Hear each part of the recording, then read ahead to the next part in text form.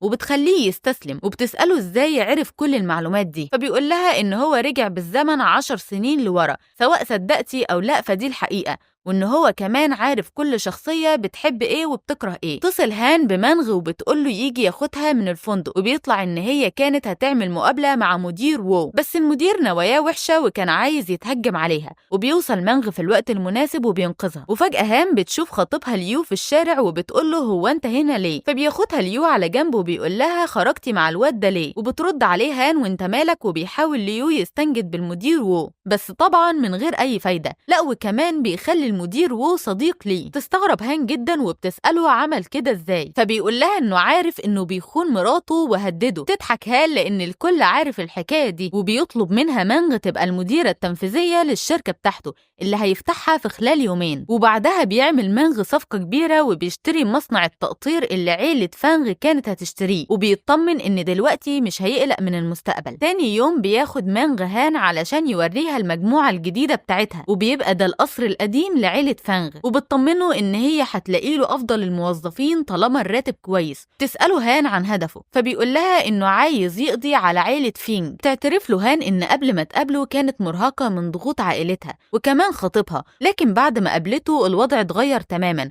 وبالنسبة ليه كان الموضوع سهل، بس بالنسبة لها كأنها اتولدت من جديد. وبيجيله اتصال من المديرة بتاعة البار وبتقوله إن هي عايزة تقابله ضروري، ولما بيوصل لهناك بتديله تقرير لحالة البار وكل العملاء الVIP. وبعدها بيجيلها اتصال إن مالك البيت قرر يطردها هي والأطفال اللي اتبنتهم، وبتقول لفانغ الوضع كله، فبيصمم إن هو يشتري لها بيت هي والأطفال وبتنبسط بيه جدا. وبعدها بيروح يطمن على حال الشركة من هان، وبيلاقي كل حاجة كويسة وشغالة كويس جدا، لدرجة إن في شركات كتير حابة تتعاون معاهم. بس امبارح كذا عميل سحب الاقتراح ده والأعمال بدأت تتأثر بالسالب، وبيطمنها إن شركة تيان فانغ خدت خطوة هي كمان علشان تدعمهم. باختصار كده الحرب بدأت، وعلشان كده هو هيبيع كل الممتلكات بتاعته بسعر عالي علشان يبين لعيلة فانغ إن هو خلاص بيستسلم وفي الوقت المناسب هيضرب ضربته القاضية. وتاني يوم بيروح مانغ مع تشو علشان ينفذوا خطتهم وياخدوا السوق من عيلة فانغ، وبينجح مانغ وبيقنع الرئيس بخطته بكل سهولة.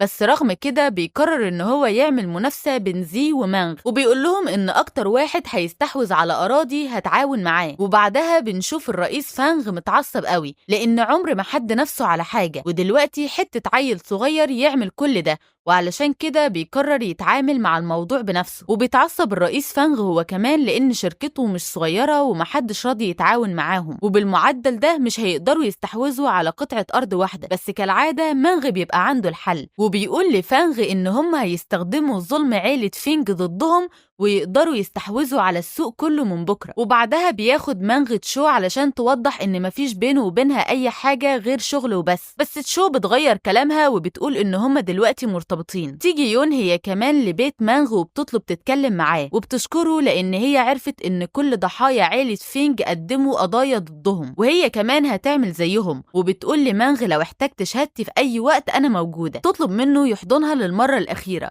وفعلا بيحضنها قدام تشو. ورغم كده تشو مش بتهتم وبتقوله لو عندك خطط جديدة ابقى قولي، وبتسيبه وبتمشي. تاني يوم بيقابل الآنسة جينغ، تبقى شاكة ان في حد بيراقبها وبتقوله ان هي جت علشان تقوله ان اخوها قرر يقضي عليه بشكل نهائي ومن غير اي رحمة، وجت هنا النهاردة علشان تعرف مين اللي خطفوها زمان. بس رغم كده مش بيرضى مانغ يقول لها، وبيقول لها ان الوقت المناسب لسه ما جاش، وبيساعدها علشان وقعت على رجليها. وبعد كده بتوصل هان للبيت في الوقت ده وبتتحرج جينغ جدا وبتقرر تمشي. وتاني يوم بيروح مانغ مع جينغ علشان يقول لها حقيقة اللي خطفوها، وبيديلها ملف فيه كل جرايم عيلة فينج، وبيقول لها ان الحقيقة كلها موجودة جواه، بس لازم تفكر في الموضوع كويس لان بمجرد ما تفتح الملف ده هتبقى واحدة تانية خالص. وبتفتح الظرف وبتتصدم ان فانغ مش ابوها، وكمان خد كل اسهم مامتها وموتها بحسرتها. وطبعا جينغ مش بتصدق كل ده، فبيديلها مانغ السلسلة اللي كانت مع والدتها، وبيقول لها ان الاختيار اختيارك. ووسط ما عيلة فانغ فرحانة بكل الانجازات اللي حققتها، بيصدر قرار من الشرطة باعتقالهم، ومش بتصدق يون نفسها لحد ما بتشوف القرار في التلفزيون. وبيأسس مانغ شركة جديدة مع الرئيس فانغ وبنته تشو وبيفتحوها أخيرا. بس للأسف هي فرحة ما تمت. بيقدر زي يهرب من السجن وبيخطف أبو وأم مانغ، وبيطلب من مانغ ينزل على ركبته، وفعلا بينفذ كلامه. وبعدها بيحاول زي يوقع مانغ من ارتفاع عالي، بس مانغ بياخد زي معاه وبينزلوا على الأرض ميتين. وبيفوق مانغ في المستقبل وتحديدا في سنة 2023، ودي نفس السنة اللي شخصوه فيها بإنه مريض سرطان. بس المرة دي بيلاقي باباه ومامته جنبه، ومعنى كده إن هو نجح في تغيير الماضي. كده يكون خلص المسلسل. لو عجبكم الفيديو ما تنسوش اللايك والشير والاشتراك في القناة وتفعيل جرس التنبيهات علشان يوصل لكم كل جديد، واستنونا في ملخصات جاية كتير. سلام.